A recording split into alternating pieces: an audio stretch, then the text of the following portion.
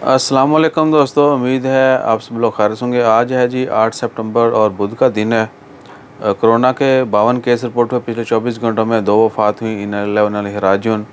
बस दुआ करें कि अल्लाह ताला जल्द इस वबा को ख़त्म करे और आइंदा भी हम सबको हर तरह की बीमारी से, शर से, वबा से और एक दूसरे के तसव्वुफ़ से बचाए रखें।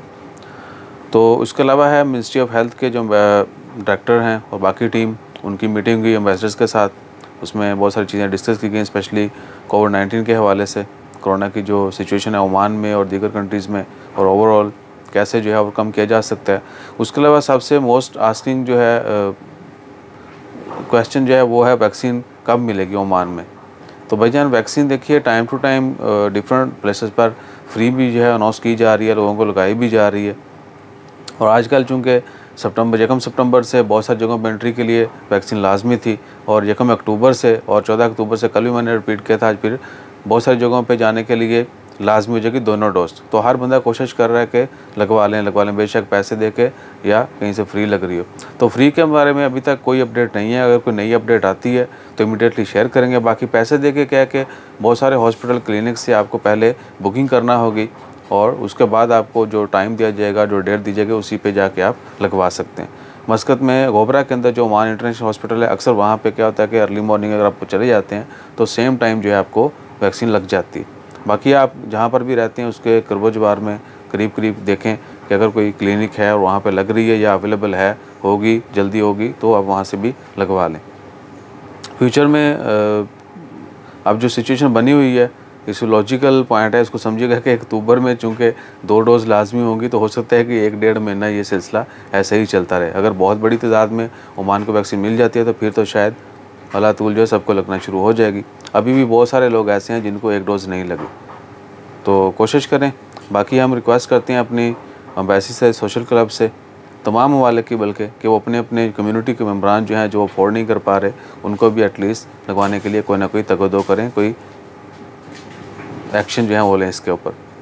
बाकी ओमान के लिए कोई बड़ी खबर नहीं है अभी तक। कल ओमान फुटबॉल मैच हार गया सऊदी अरेबिया से। सुल्तान स्पोर्ट्स कम्प्लेक्स में मैच हुआ था रात को 8 बजे, 1-0 से ओमान जो है हार गया। बाकी दुआ करें कि आइंदा जो है आने वाली गेम्स में ओमान अच्छा परफॉर्म करे और नेक्स्ट ईयर वर्ल्ड कप में क्वालिफाई करे। उसके अलावा पाकिस्तान क्रिकेट को लेके बहुत जो है क्रिटिसिज्म जारी है कि जी टीम ऐसी, टीम वैसी, बुला बुला। तो भैया अगर यही जो चल के है ना, लोग जो हैं सुराग शेयर कर रहे हैं, ठीक है, एक तरफ 2-4 बंदे फलां और 1 2 3 9 10 या 10-11 वो डिफरेंट नाम लिखे हुए हैं, और 4 5 6 7 8 9 जो है वो गोल दायरा लगाया हुआ साइड बराबर पे। तस्वीर आपने देखी होगी, नहीं तो स्केच बना लें कि जी मिडल ऑर्डर जितना भी है सारे आंडे ही हैं।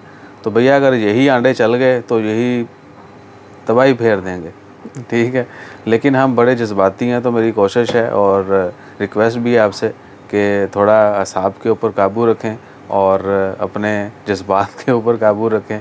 हर बंदा जो है वो खेलने के लिए सिलेक्ट हुआ है, तो लेट्स होप फॉर गुड। वो भी अच्छा खेलेंगे, अच्छा परफॉर्म करेंगे, और जो जितनी मेहनत करेगा वो वैसा ही फल पाएगा।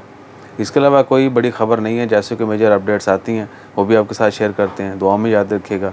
और एक इम्पोर्टेंट चीज़, तबीयत काफ़ी जो है ना डाउन है। आई डोंट नो कि एक साइड में पूरा पेन हो रहा है, बॉडी की एक साइड, तो जिसकी वजह से बहुत सारे लोगों को हम कमेंट्स का रिप्लाई भी नहीं कर पाए।